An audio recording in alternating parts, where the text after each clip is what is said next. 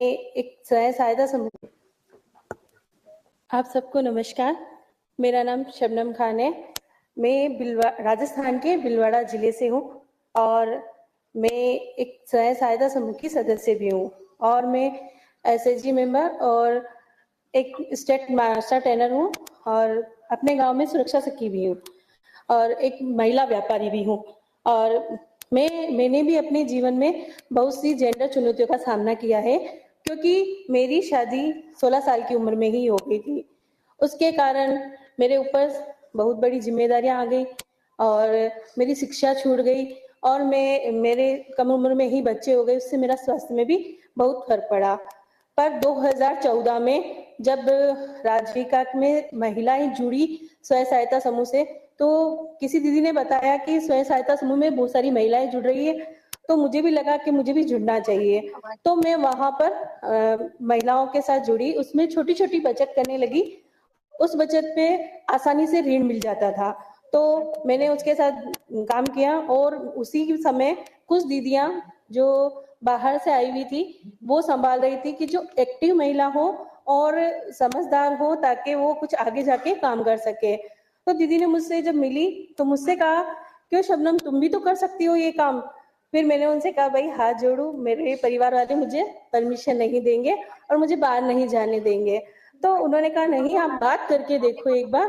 तो मैंने जैसे ही अपने पति से बात की तो पति ने साफ ही मना कर दिया, भाई मैं परमिशन नहीं दूंगा। तो फिर मैंने अपने पति को ही मनाया कि भाई आप मुझे परमिशन दो। तो पति ने कहा, ठीक है, अपने गांव का काम है तो गांव में आप लोग काम कर सकते हो। तो मैं स्वयं सहायता समूह से जुड़ी और वहां मैंने प्रशिक्षण लिया। प्रशिक्षण लेकर महिलाओं की आजीविका बढ़ाने में मैंने मदद की। उसमें महिलाओं को छोटा छोटा व्यापार लगाया, महिला दिनचर्या में मतलब कुछ काम करने लगी।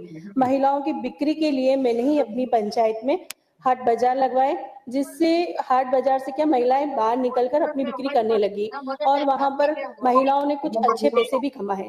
वहां पर महिलाओं का आत्मसम्मान बढ़ा, विश्वास बढ़ा मेरे प्रति और बहुत सी महिलाएं मुझसे जुड़ गई। फिर मुझे अपने ही गांव के साथ साथ मुझे पास वाले गांव में भी काम करना था। वो थोड़ा, कौन सी दुनिया में बैठे हो, अभी तो आजकल महिलाएं स्कूटी चलाती है, कार चलाती है। तब मेरे पति को मनाने के बाद कम से कम 1 महीना मेरी स्कूटी खड़ी रही, फिर भी मुझे चलाने की परमिशन नहीं मिली। फिर जब मुझे चलाने के लिए बोला तो मेरे सामने एक शर्त रखी गई कि मैं अपना जो चेहरा था वो कवर करूं। और मैंने कहा, ठीक है, मुझे स्कूटी चलानी है, मुझे काम करना है, तो मुझे उनकी शर्तें माननी पड़ी और एक चुनौती भी थी मेरे सामने। तो मैंने माना और मैं उनके साथ मैंने स्कूटी चलाना सीखा और कवर किया। पर मैं जब बाहर निकली तो आसपास के लोगों को मेरी आंखें दिख रही थी, उससे भी प्रॉब्लम था। तो पति से बात करने पर उन्होंने कहा, ठीक है, आप काला चश्मा लगा लो।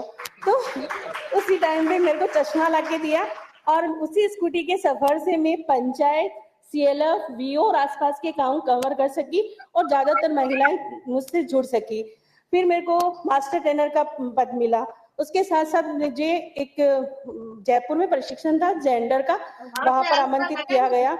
भाई मेरे लिए तो जयपुर बहुत दूर था, मैं कैसे घर वालों को मनाऊं।